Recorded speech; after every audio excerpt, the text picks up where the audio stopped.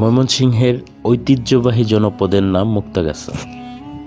মুঘল শাসনামলে এই পরগনার নাম ছিল আলাপ সিং। তৎকালীন সময় এই পরগনা খাজনার দায়ে নিলামে উঠলে জমিদার শ্রীকৃষ্ণ আচার্য এই পরগনার বন্দোবস্ত নেন। শ্রীকৃষ্ণ আচার্য ছিলেন তৎকালীন মুর্শিদাবাদের নবাব আলীবর্দী খানের আস্থাভাজন একজন কর্মচারী। তখন এই জমিদার বাড়ির নাম ছিল বিনোদ বাড়ি।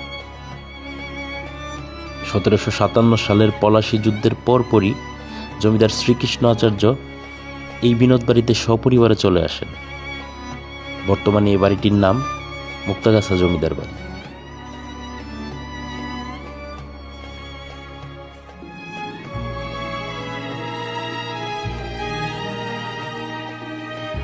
আড়াইশত বছরের পুরনো স্মৃতি নিয়ে দাঁড়িয়ে আছে এই বাড়িটি, বয়োজ্যেষ্ঠ বৃদ্ধের মতো, যার প্রতিটি ইটেই স্মৃতিগাথা। এই জমিদার বাড়িটিকে কয়েকটি খণ্ডে বিভক্ত করা হয়েছে। এখানে রয়েছে ঘূর্ণায়মান নাট্যমঞ্চ, যা তৎকালীন এশিয়ার অন্যতম স্থাপনা। রয়েছে দরবার কক্ষ, রয়েছে 2টি মন্দির, রয়েছে শীতাতপ নিয়ন্ত্রিত কক্ষ, রাজদরবারের রাজনবর্গের বাসস্থান, সুড়ঙ্গ পথ আর অনেক ধরনের স্থাপনা। এই জমিদার বাড়িটি প্রায় 100 একর জমির উপর অবস্থিত। দেওয়ালে দেওয়ালে টেরাকোটা আর তৎকালীন উন্নত সকল স্থাপনায় ভরা।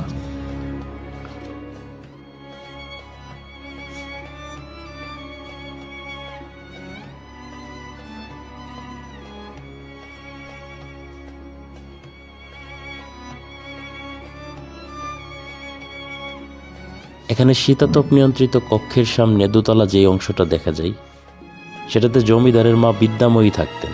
বিদ্যাময়ীর নামে ময়মনসিংহ শহরে একটি স্কুলও রয়েছে।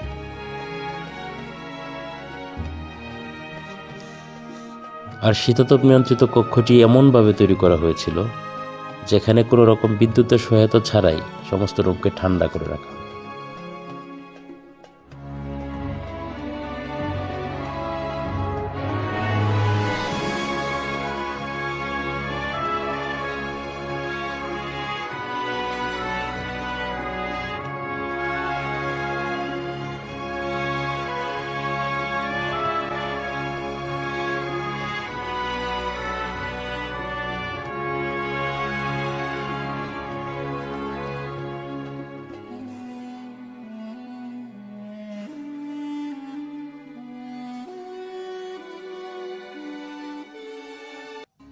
ভবনটির ঠিক পিছনের দিকে গোসলখানার পাশে আছে গুপ্ত সুড়ঙ্গ, যেটাতে তৎকালীন সময়ে শত্রুপক্ষের আক্রমণ থেকে পালিয়ে যাওয়া যেত।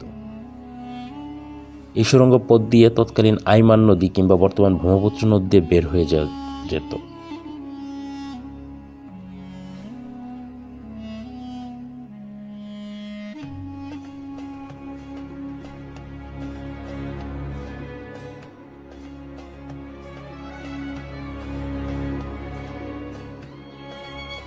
প্রাচীন আমলের এই একটা নিদর্শনের সাথে পরিচয় হওয়াটা সত্যিই ভাগ্যের বিষয়।